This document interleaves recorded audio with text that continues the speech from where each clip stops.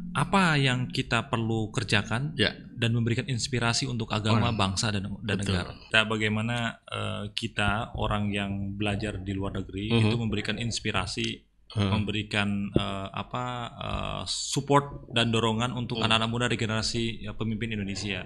Jadi kuncinya peradaban dunia itu ingin maju ya pendidikan. Salah satu poin yang paling penting pendidikan adalah mapping talent. Mapping talent itu adalah talenta untuk mau kemana nih ke depan nih anak Indonesia ini.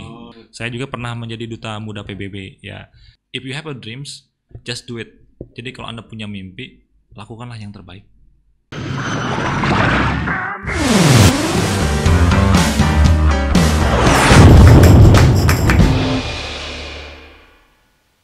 Halo, ketemu lagi dengan saya Mang Udung di Jadi Begini Podcast.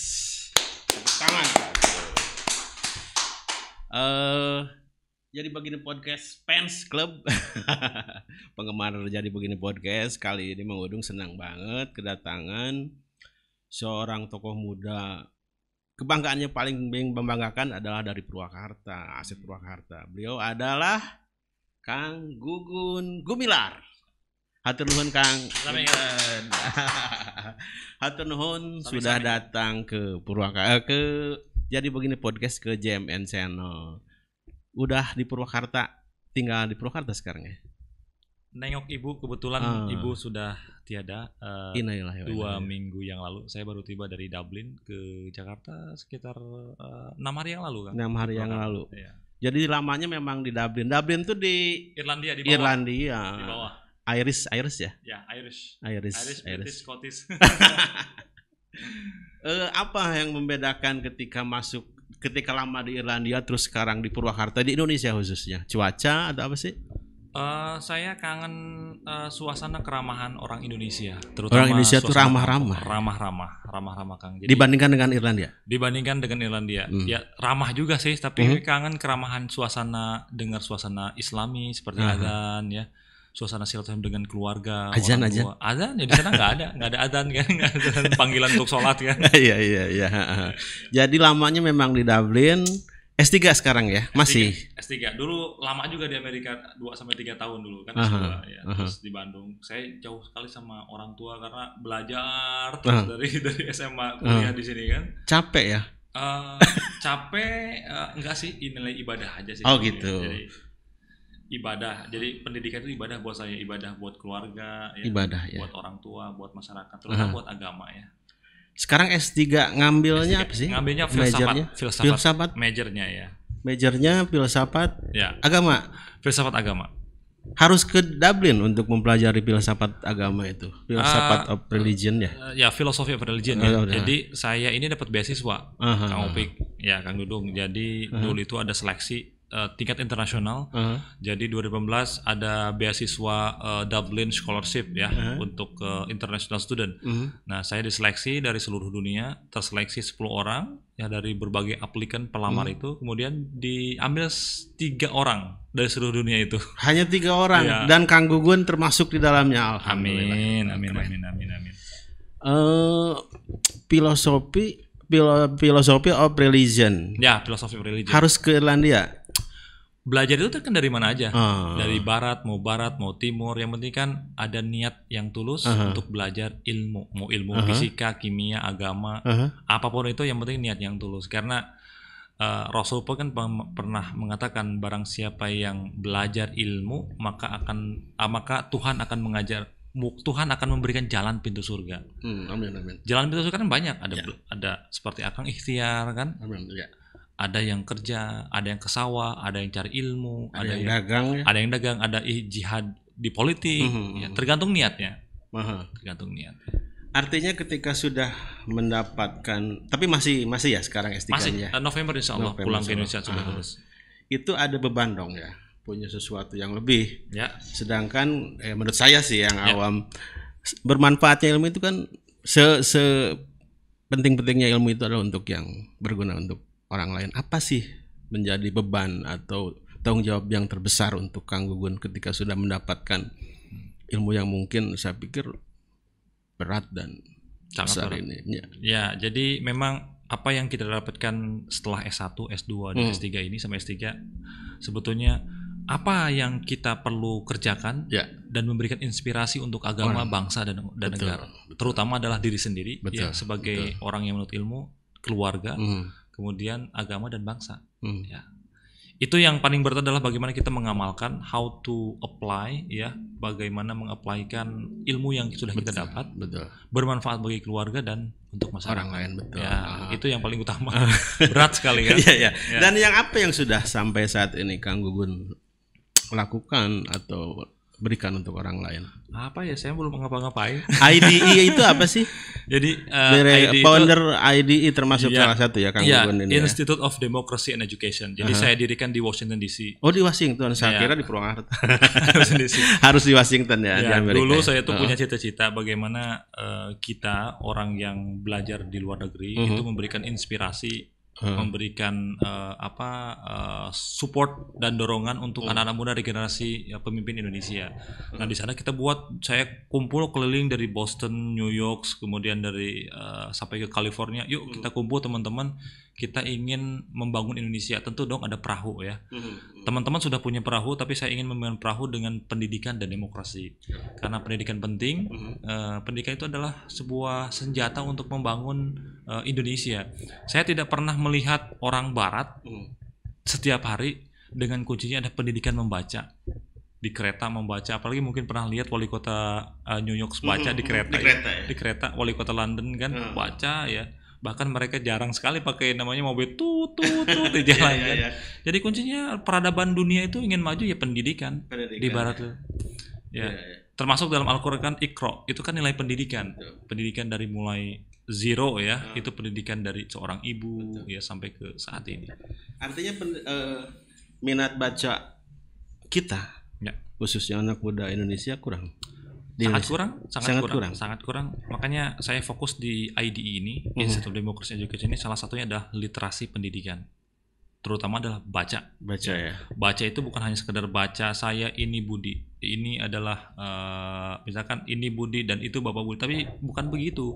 Bagaimana kita bisa mengartikulasikan, mengejawantahkan apa yang sudah kita baca, kita kritik dan kita praktekkan dalam kehidupan sehari-hari. Jadi baca itu bukan hanya sekedar baca dan memahami, tapi bagaimana mengilhami, mempraktekkan dan bisa mengajak orang lain untuk berbuat sesuatu.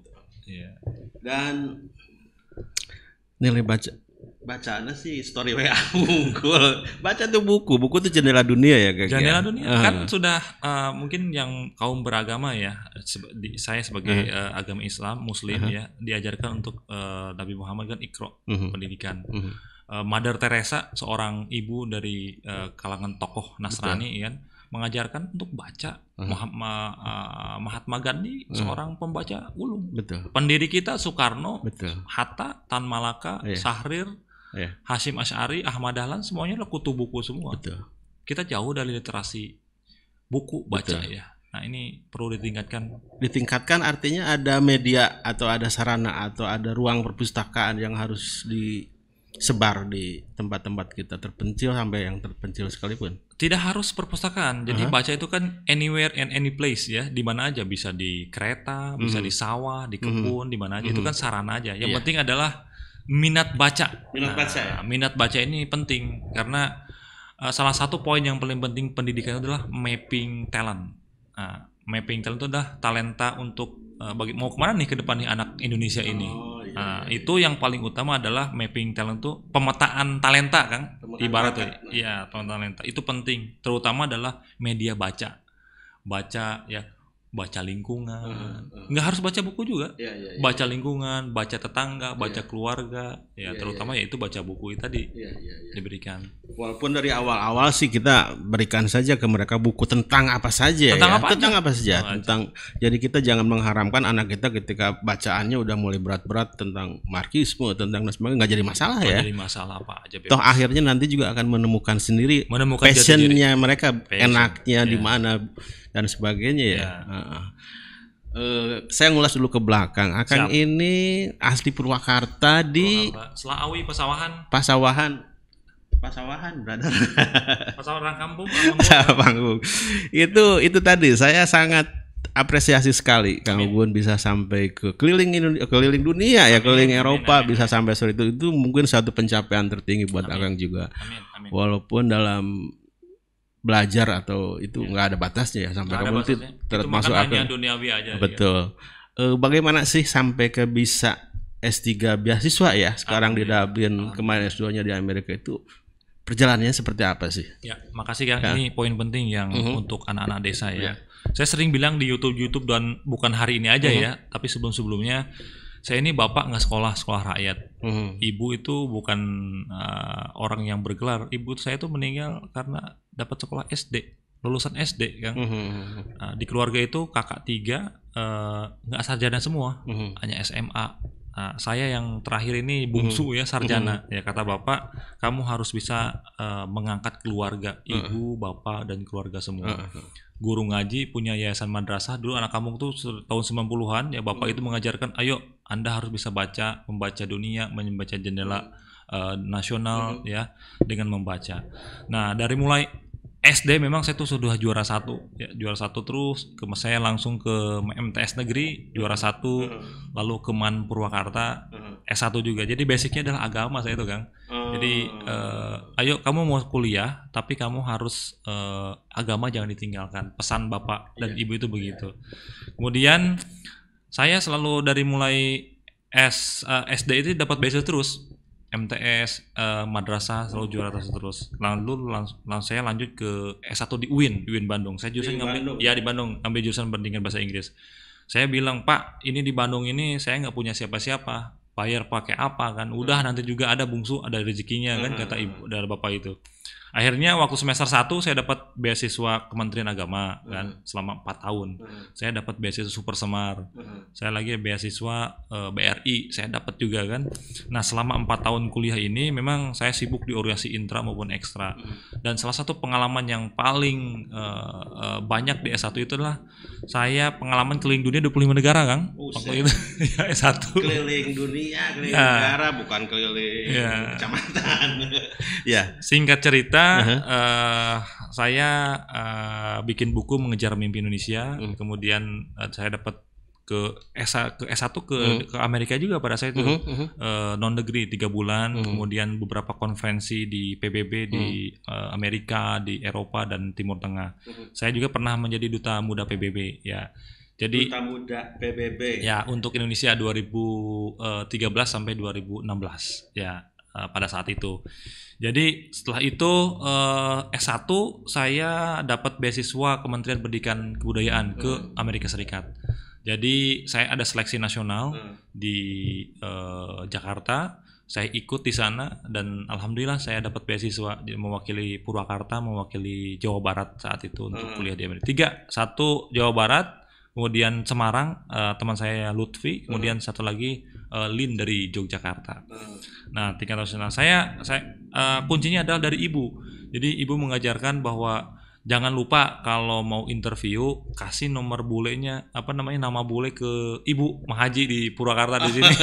Saya kasih nama tuh Kang, 3. Jadi pintar itu memang harus ya, dalam artian bukan pintar ya, giat belajar, disiplin, tekun, kemudian sabar dan ulet ya, kerja keras. Nah, tapi yang paling utama adalah doa dari ibu. Tentu saya selalu doa dari ibu. Mungkin orang pintar banyak dari ITB, UI, UGM, tapi kalau kita tidak ada doa dari seorang ibu, kita mau jadi apa? Jadi untuk menjadi Kang Gunggun Gumilar PhD di Dublin sekarang ini bukan hal yang mudah ya. Tadi ada berangkat jatuh bangun dan sebagainya. Juga memang dari kecil cerdas dan pintar rupanya ya. Dan terutama punya niat ya. Punya niat yang kuat untuk mewujudkan mimpi tentunya. Mimpi seperti itu. Nah, terus ketika sudah tadi berkeliling ke berbagai macam negara, apa sih yang menjadi kebanggaan Indonesia ini sih sebenarnya di mata dunia ini? Apa sih gitu? Ternyata ada yang tidak dimiliki oleh mereka, apa itu budaya dan sebagainya. Ya. Indonesia itu yang digambarkan teman saya di Amerika itu adalah satu kata amazing. Jadi luar biasa. Semuanya dari mulai karakternya, budayanya, agamanya, kemudian makanannya. Coba bayangkan di mana negara yang sangat beragam ini. Nggak ada lagi. Saya pernah keliling dunia ke Amerika, Eropa, Indonesia Raya nggak ada lagi. Semuanya ada di Indonesia. Mau nyari apapun ada di kebun, bisa makan kita. Betul. Jadi orang jangan mengeluh lah. Semuanya dari keragaman budaya, agama, suku, etnik, cara berperilaku, ya etika, etiket itu ada di Indonesia semua. Jadi ngapain kita mengeluh kesah dengan negara kita? Komplain iya, tapi bagaimana kita menyuarakan Indonesia untuk membumbui dunia? Kita contoh aja satu budaya. Kalau kita banyak cerita tentang budaya, ya sejutaan orang akan menjadi turis ke Indonesia. Cerita di sosial media, ya cerita keragaman Indonesia itu kan keunikan Indonesia. Kita beragam dan harus menceritakan kepada dunia. Saya selalu bercerita yang ada di Washington DC ya, teman-teman di New York. Ayo datang dong ke Indonesia. Kalau kamu mau belajar ya datanglah ke Indonesia. Agama belajar di Indonesia, yang ke Timur Tengah. Kita banyak suku beragam. Dulu kita pernah agama Buddha, Hindu, kerajaan, masuk kerajaan Islam. Nah inilah keunikan Indonesia menjadi satu, yaitu namanya Pancasila Indonesia. Betul. Jadi Kang Gugun ini ke Amerika, ke luar negeri, ke Dublin dan sebagainya bukan hanya mencari ilmu, tapi juga memberikan atau duta wisata kayak duta negara Indonesia ke sana memperkenalkan Indonesia itu sangat unik, sangat beragam dan amazing tadi gitu. Saya dosen bahasa Indonesia Kang di Dublin nih. Oh ya? Ya. Setahun. Dosen. Setelah pandemik berhenti karena kan semuanya harus offline. Saya ngajar. Betul. Saya suka rilis berita ke Kang Rian ya, di Jabar News. Kang, tolong naikkan nih buat masyarakat Purwakarta. Saya kan selalu ini buat teman-teman di kampung betul. Bahwa bahasa Indonesia pun dicintai oleh bangsa dunia. Artinya orang luar juga harus belajar bahasa Indonesia. Harus belajar karena apa? Marketnya sangat besar sekali. Indonesia nih. Iya, dari mulai PDB, dari mulai konsumtif makanan, dari mulai budaya, apapun itulah banyak sekali yang bisa dijadikan duit istilahnya ya. Karena Indonesia itu the biggest market in the world, the biggest 3 or the biggest 5 lah in the world ya. Kita market terbesar loh. Market terbesar dari apapun itu, dari fashion Islam misalkan ya. Kita market terbesar dari bank syariah Islam tempat terbesar, tapi kita hanya konsumen aja. Konsumtif karena ke bangsa kita. Ya, fashion Islam ke Turki, ke Pakistan, bank syariah kita ke Malaysia kan. Coba kita mulai dari sekarang ya, bersama-sama literasi keragaman Indonesia. Menarik gitu kan, literasi. Bagaimana kita menggaungkan nilai-nilai keragaman Indonesia. Dari mulai budaya, suku, agama, bangsa, makanan, lain sebagainya. Perlu di spice the world dah. Ada yang saya baca dari salah satu sumber, Akang ini intensnya di ras sama dialog antar agama ya, pendidikan ya. Dialog antar agama. Ya. Itu bagaimana sih untuk memberikan materi itu tadi ke teman-teman di Amerika, di luar negeri sana? Ya, dulu mungkin kalau Kang Duding lihat VOA ya, saya sering sama Voice of America ya. Saya banyak sekali tentang bicara tentang Islam Indonesia di Amerika Serikat. Nah, tentu Indonesia itu adalah keunikan Kang Topik. Jadi kita banyak beragam suku bangsa, dulunya Buddha, Hindu, kerajaan menjadi Islam. Itu nilai-nilai Islam itu perlu kita gaungkan di seluruh dunia. Hillary Clinton pernah berkata begini, berkunjung ke Indonesia, we have to learn Islam from Indonesia. Toleransinya, demokrasinya, kita harus belajar Islam dari Indonesia. Di sini kita ya, itu Hillary Clinton, cek ya di Google. Obama ya, di kampus di UI 2010 saya datang paling pertama waktu itu kan beasiswa. Jadi Indonesia sangat unik dengan Pancasilanya. NKRI Pancasilanya ada 5 butir. Dia tidak Islami, tapi bagaimana nilai-nilai Islam sudah mencangkup di dalamnya. Nah, saya selalu bilang bahwa kita itu perlu membranding Indonesia dengan toleransinya.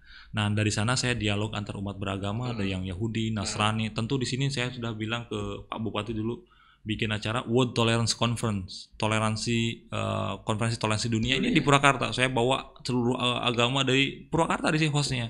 Saya ingin memberikan inspirasi bahwa Indonesia adalah tuan rumahnya budaya dialog toleransi dunia. Ya, karena apa?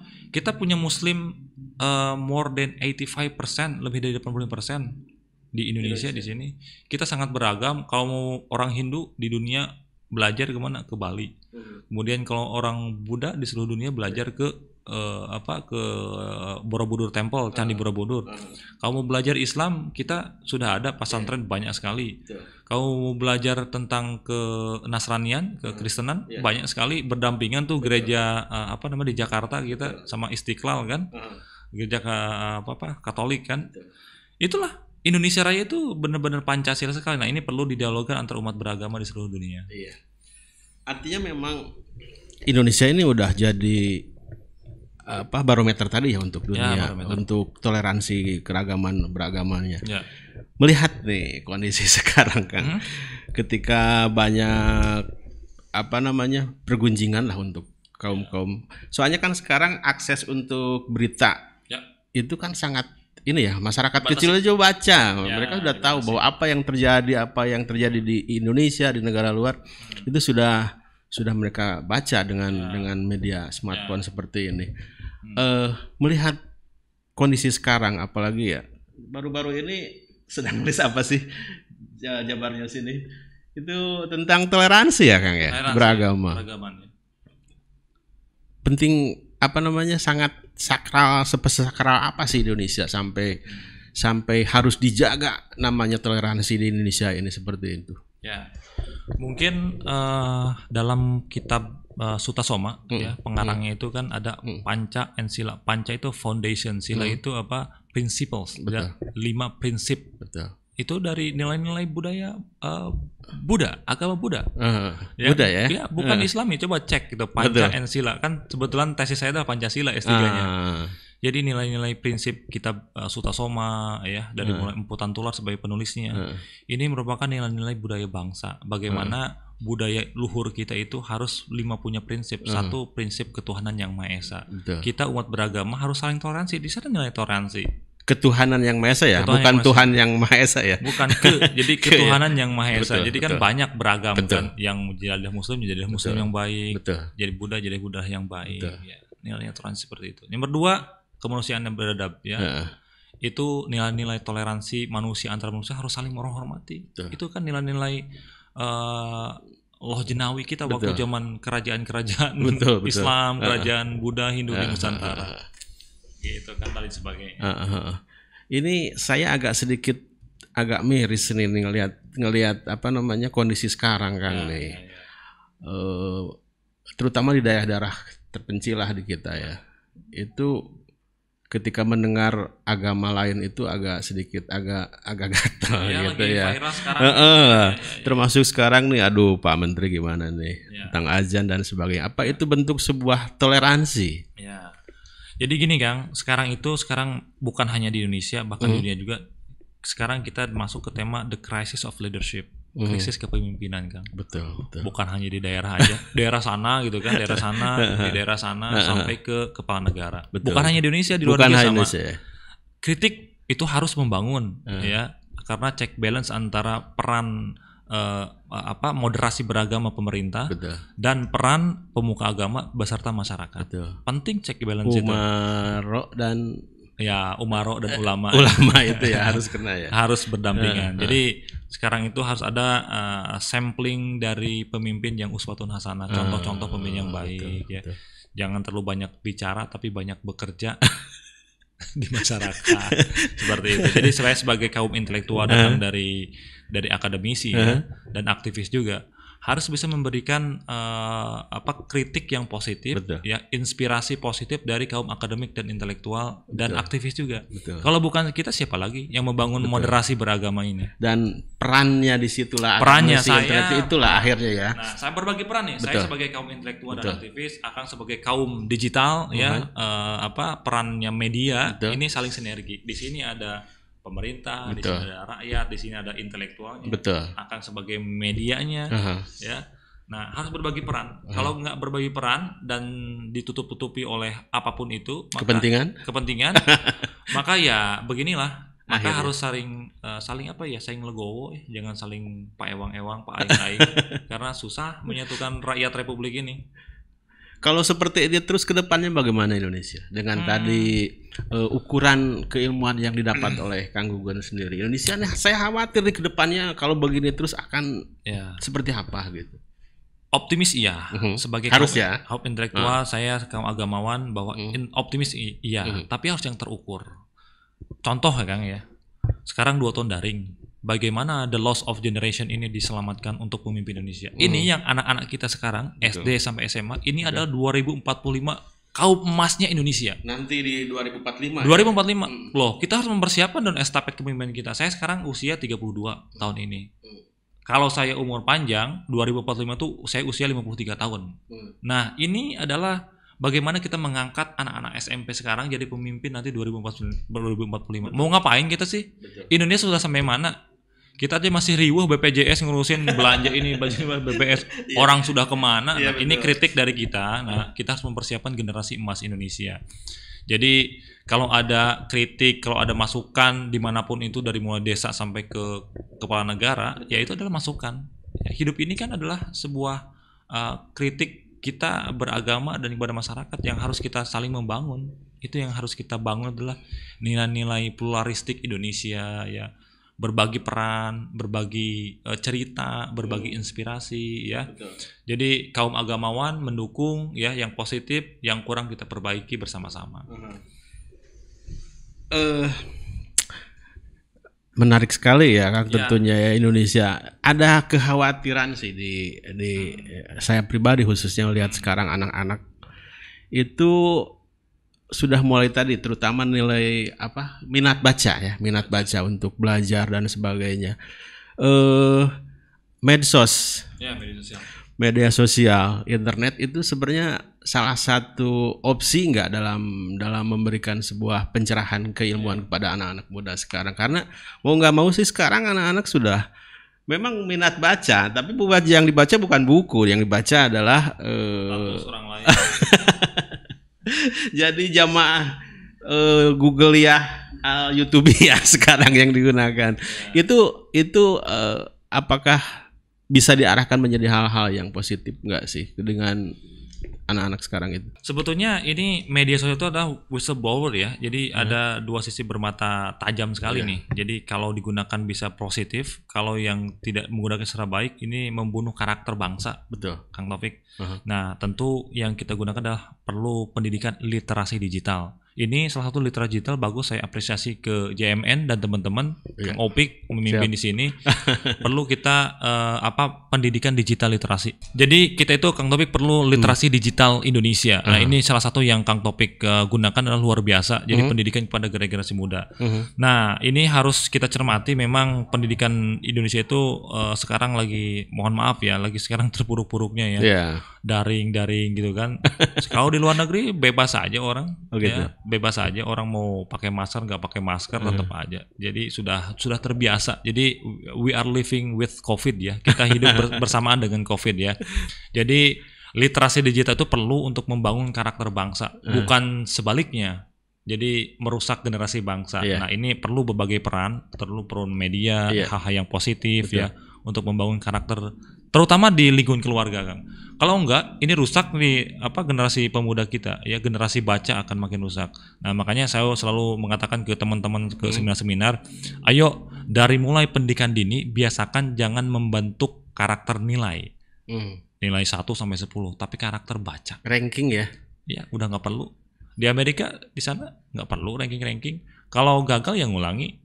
Jangan justru di sini dikebalikannya, gagal nyogok gitu kan.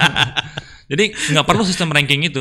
Jadi minatnya diarahkan mau kemana nih? Betul. Mau ke musik, ke bahasa, ke sosial.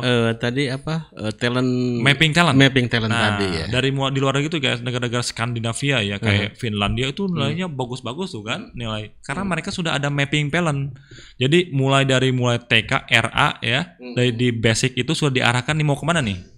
Nah, jangan orang dijejeli PR yang banyak. Justru di sini tuh adalah sekarang eranya climate change ya. Bagaimana kita membangun lingkungan kan.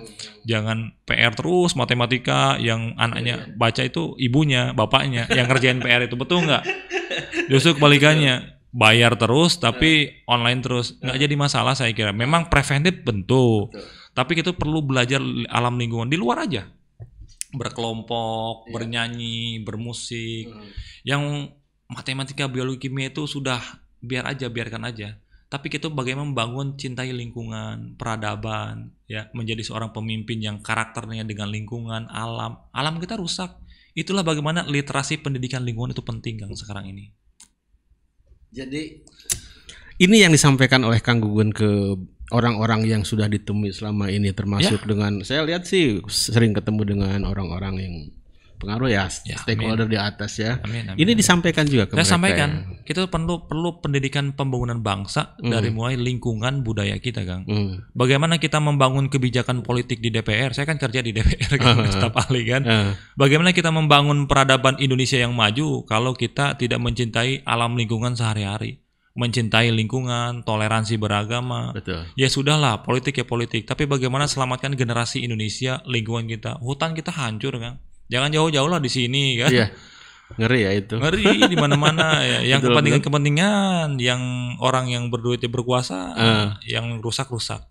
Ya, jadi perlu ada sinergi antara political policy dari para pemimpin kita dan lingkungan kita. Itu harus ada literasi digital lingkungan kita nih untuk ke depan bangsa itu supaya maju. Betul. Jadi untungnya Kang Gugun ini tadi saya lihat basicnya dari dari village, dari pedesaan, dari agama yang kuat, dari atikan dari seorang orang tua yang kuat, sehingga ketika masuk di Irlandia, di Amerika itu nggak terpengaruh gitu ya, sehingga memperkuat, karena kan mencari ilmu, saya pikir mencari ilmu itu bukan menangkap ilmu tapi menyimpulkan menjadi pengetahuan kita gitu ya. Kita nggak ngadopsi seutuhnya dari ilmu dari mereka. Nah, basic tadi agama yang kuat dan budaya, khususnya budaya kita Timur Indonesia ini menjadikan Kang Gugun seperti ini. Amin. Mudah-mudahan juga tadi apa yang diutarakan oleh beberapa orang khususnya di atas saya pikir itu bisa didengarkan. Amin. Dan menjadi sebuah sebuah program lah, mudah-mudahan. Program dan saling bahu-membahu bangun Indonesia dan masyarakat Indonesia. Karena saya pikir pernah baca sih, Pak Karno pernah tahu di meme gitu ya, meme gitu. Saya butuh pemuda yang nongkrong-nongkrong, walaupun hanya nongkrong-nongkrong, tapi membicarakan bagaimana kepedulian terhadap negara ini daripada satu orang pintar yang hanya membaca dan sekolah saja gitu kan. Betul ya? Ya. Contoh, Akang begini, saya potong sedikit. Pancasila. Jadi Pancasila itu bukan hanya diutarakan satu Pancasila, bukan hanya hafalan ya. Ya, sampai 5 permusyawaratan bla bla bla. Ya, tapi bagaimana coba Akang tanya ke anak-anak kita, ke anak aktivis, anak-anak lingkungan, kemudian para politikus, apa mimpi Anda untuk 2045 Indonesia 45? Apa yang Anda mau bawa, gagasannya apa? Seperti apa sih? Coba tanya guru-guru, dosen, mau kemana sih pendidikan kita? Politika itu mau kemana sih? Lingkungan kita itu mau kemana? Ini harus ada roadmap yang khusus membahas bidang ini. Jadi hal-hal yang mematikan itu nggak perlu lah COVID ini. Kita perlu pindah tapi bukan saatnya sekarang. Jadi kita tuh harus membuka wacana. Tuh udah ada yang makan belum di kampung kita harian? Ada yang sudah ada kelaparan nggak? Itu yang perlu kita wacanakan. Jadi kerja harus, tapi harus punya cara berpikir, cara pandang kita memahami bangsa dan negara ini. Cara berpikir kan yang pertama itu. Agent of change gitu ya. Agent of change. Jadi mindset dulu kita luruskan, baru kita kerja. Jadi membangun sebuah struktur rumah itu, kita berpikir dulu mau ngapain nih. Jangan kita kerja dulu tapi terpararuguh. Jadi itu yang perlu kita kerjakan itu. Berpikir kan dalam Al-Quran kan generasi ulul albab. Ulul albab itu berpikir. Contohnya begini, kalau orang mau masuk Islam di barat itu, mereka belajar dulu. Belajar memahami, menghilami kenapa sih Tuhan itu esa, kenapa sih harus baca syahadat ya.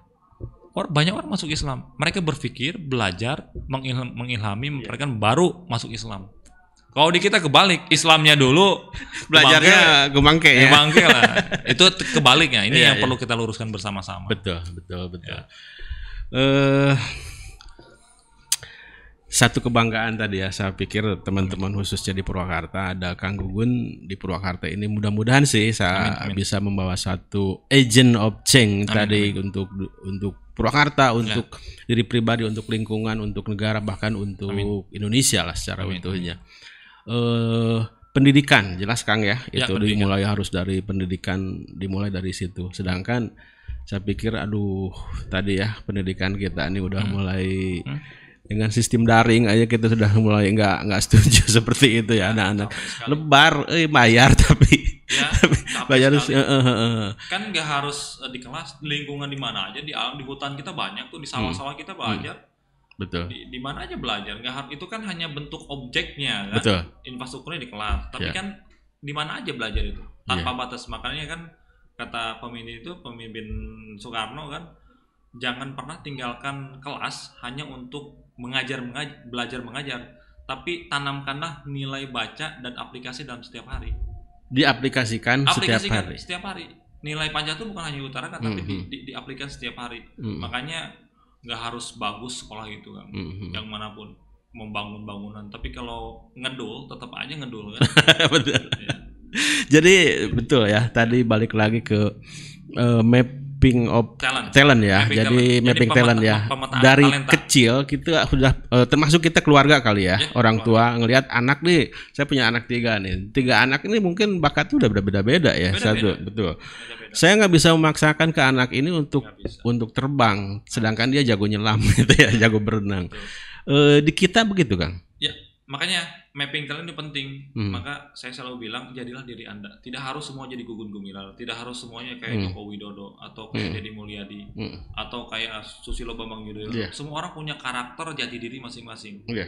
Yang pendidikan, jadilah orang yang berilmu, yang bermanfaat bagi orang banyak. Akang di media, seorang peran media di masyarakat, jadilah seorang media yang bisa membangun inspirasi dengan dunia baca ya. Jadi perannya itu kita di sana, jadi saling membangun, saling membahu-membahu untuk membangun peradaban Indonesia. Betul. Gak harus dipaksakan, gak harus pinter matematika nilai 10.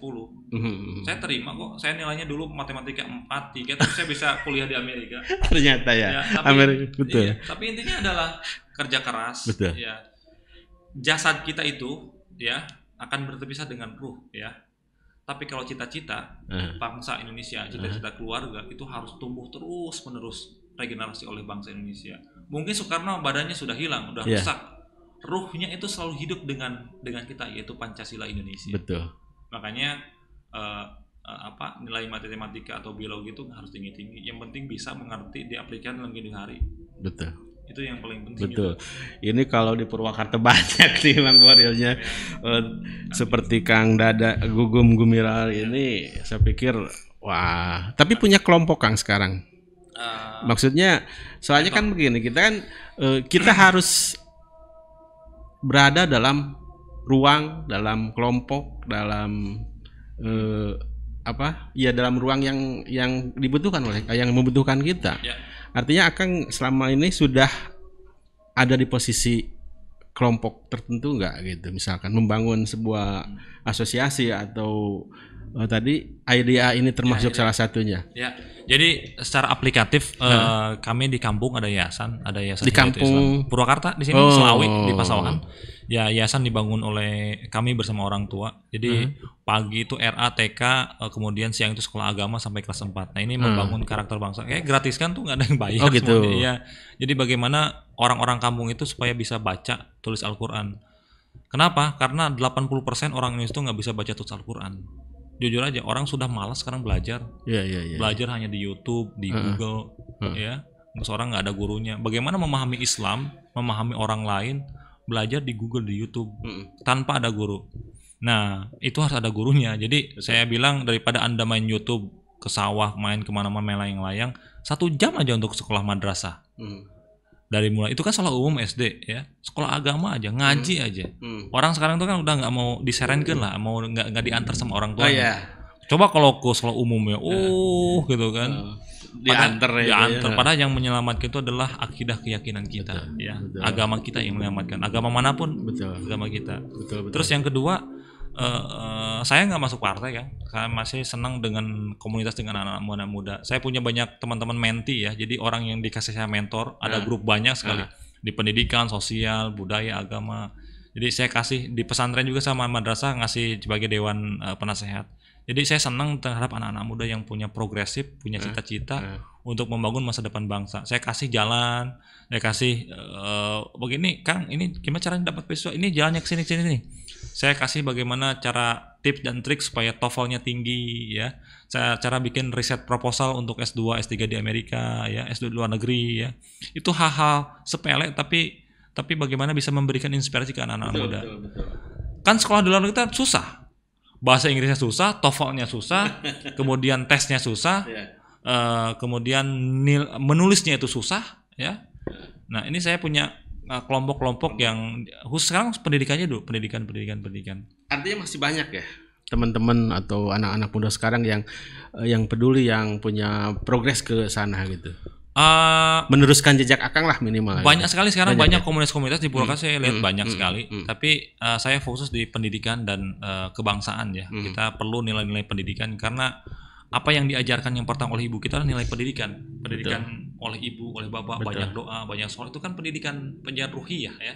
Nah, ini perlu yang kita gerakan itu adalah bagaimana pendidikan karakter bangsa ya, bagaimana kita kaum agama, kaum Pancasilais yang bisa menuntun jalan Indonesia kepada yang lebih baik lagi. Ini perlu kita disajikan dengan sebaik-baiknya. Iya.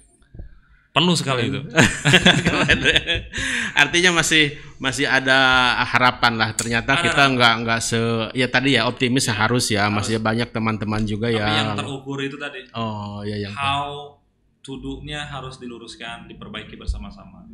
Karena 24 jam ini sistem demokrasi kita dikuasai oleh para politikus semua. Betul. Agama, pendidikan, sosial dan lain sebagainya dikuasai oleh politik. Betul. Ketuk aja mau A mau B itu berdampak sangat luas. Jadi yang jihad di politik ya berjihadlah dengan baik, yang lurus, jangan banyak ngomong, jangan sok-sokan ketika manggung. Namanya setiap orang itu kan ada masanya, setiap masa ada orangnya. Jadi pas lagi berkuasa ya jadilah pemimpin yang baik ya, mengayomi ya, memberikan contoh yang baik dari atas sampai bawah ya. Ini perlu agar regenerasi kepemimpinan kita, estafet kepemimpinan agar terus memberikan semangat, inspirasi. Karena pemilu bentar lagi nih.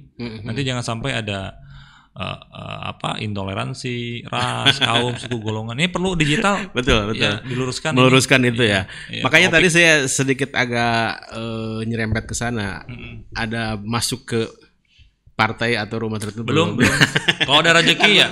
Takutnya udah mulai. Belum mulai. Kalau ada rezeki ya, karena political demokrasi kita sangat mahal sekali ya. Jadi mudah-mudahan para kaum akademik yang sekolah di luar negeri ada kesempatan.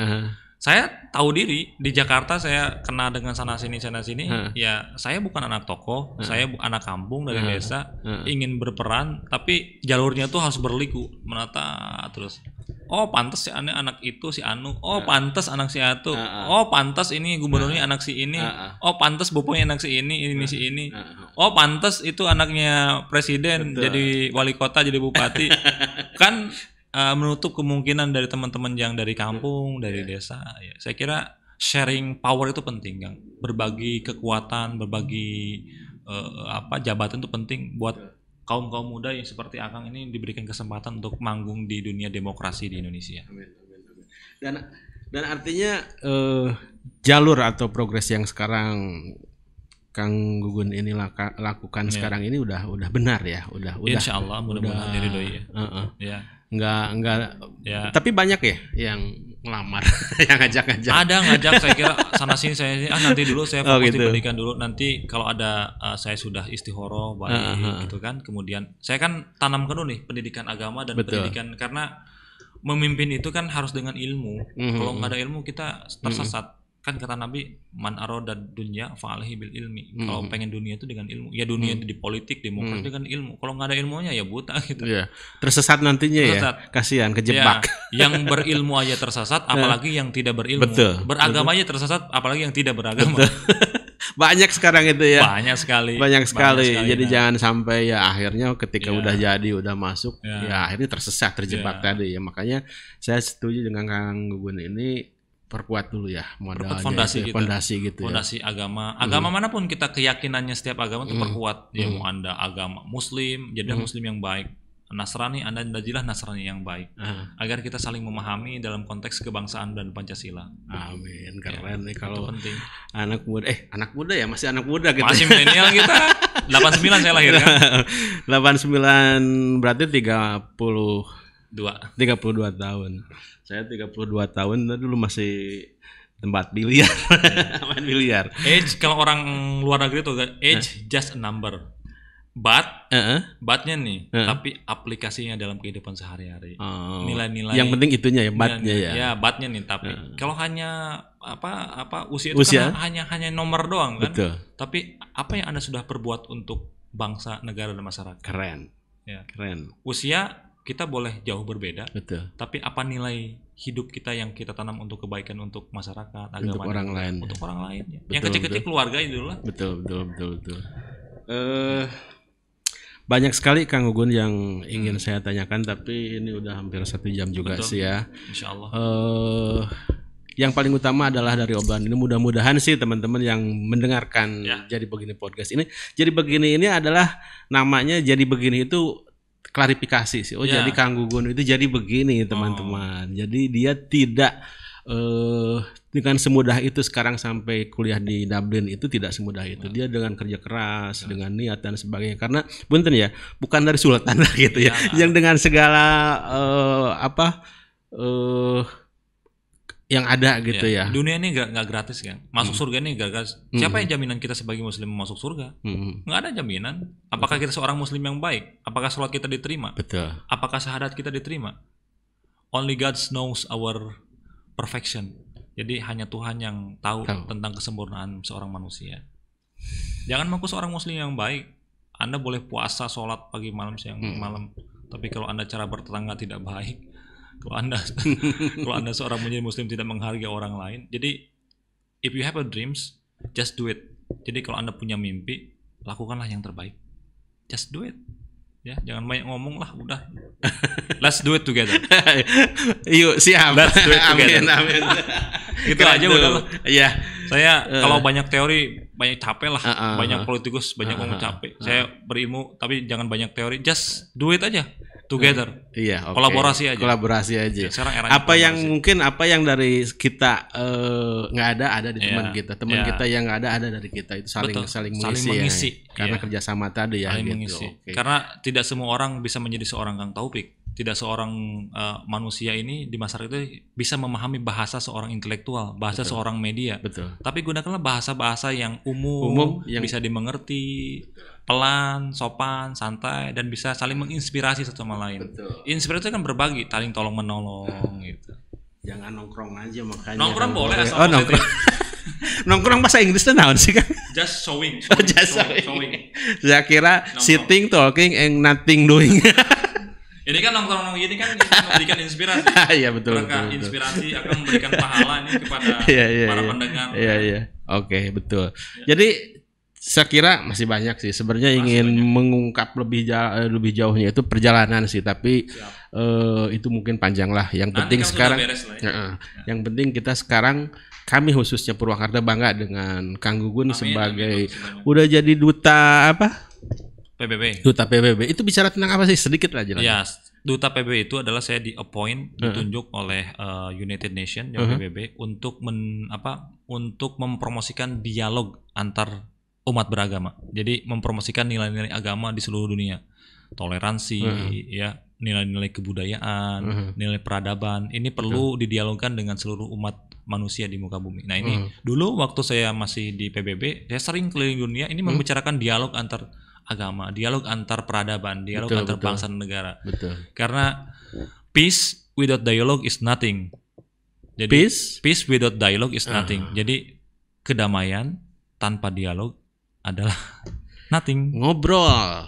Dialog itu ngobrol. Jadi ayo adilah ngobrol lah. Nah, gitu ngopi bareng gitu ya. Ngapain saling menghina antar bangsa? Yuk sini, jangan main polisi, jangan melaporkan saling gitu. melapor TNI atau apa. Ngobrol aja. Kita main ini aja, dialog ngobrol. Itu akan lebih sehat dan menyejukkan. Asik. Betul. Ya. Jadi itu ya yang dibicarakan oleh Kang Gugun di UN itu tadi tentang dialog antar umat beragama. Dan karena di Indonesia itulah makanya Kang Gugun bisa bicara seperti itu ya mungkin ya. Betul. Nah, Kang, siap. Sudah hampir 1 jam. Closing statement. Closing statement mangga. Nah, saya dapat oleh-oleh dari Inggris. Gini, Kang. The birds of the same feather flock together. Burung-burung yang sejenis hinggap di dahan yang sama. Apa artinya? Kalau kita berkumpul dengan orang-orang yang punya inspirasi, ya seperti kita semua nih, mana aja ya kelompok yang punya inspirasi saling membangun, kita akan mencapai goals yang sama. Coba kan, lihat burung kan, dihinggap di dahan yang sama kan, wah burung piit apa gitu kan. Mereka kalau mau makan ya makan bareng gitu kan. Nah, kita juga sama sebagai manusiawi. Kalau kita punya mimpi ya harus berkumpul dengan orang yang punya motivasi, inspirasi, kekuatan untuk membangun masyarakat. Nah ini waktunya sekarang. Dan satu lagi, kata penulis Amerika Serikat, saya lupa namanya, 20 years from now you will be disappointed by the things that you didn't do. Jadi 20 tahun dari sekarang Anda akan menyesal kalau Anda tidak melakukan yang terbaik dalam hidup. Sebelum saya menyesal, saya sekolah dulu. Jadi Jadi jangan salahkan waktu, tapi salahkan lo nggak ngapain. Mungkin akan menyesal 20 tahun yang lalu apa gitu kan, nggak melakukan duit apa. Itulah makanya persiapan kita dari mulai sekarang. Oke. Just do it. Lakukan aja. Siap. Ya, talk less do more. Ya. Oke. Kurangi banyak bicara dan lakukan yang terbaik. Siap. Itu pesan buat Jadi Begini Podcast lapar. Kita bikin ya Kang Dani. Jadi Begini Podcast lapar. Harus bikin dong. Jadi begini, artinya just do it. Just do it ya. Jadi begini ya. Jadi jangan begitu ya. Ya gini aja udah. Iya. Gini aja. Udah bagus ini tagline-nya. Siap. Oke, Kang Gugun, hatur nuhun pisan sudah bisa berkunjung dan ngobrol bersama kami di sini. Mudah-mudahan apa yang kita bicarakan jadi inspiring buat teman-teman semua ya, khususnya yang mendengarkan di Jadi Begini Podcast, dan umumnya untuk bisa agent of change secara keseluruhan. Buat ini ya, gitu ya. Jadi bisa saya Inggris. Kenapa kan tadi? Perlu literasi bahasa ya. Bahasa Inggris. Iya. Terima kasih Kang Gun sekali lagi. Hatur nuhun atas kehadirannya. Saya terima kasih kehormatan diundang di podcast yang luar biasa di Jawa Barat ini. Amin. Hatur nuhun. Demikian Jadi Begini Podcast kali ini bersama Kang Gugun Gumilar, salah satu aset Purwakarta dan aset Indonesia yang bisa mudah-mudahan bisa memberikan inspirasi buat kita semua. Amin. Ditutup. Wassalamualaikum warahmatullahi wabarakatuh. Siap, keren.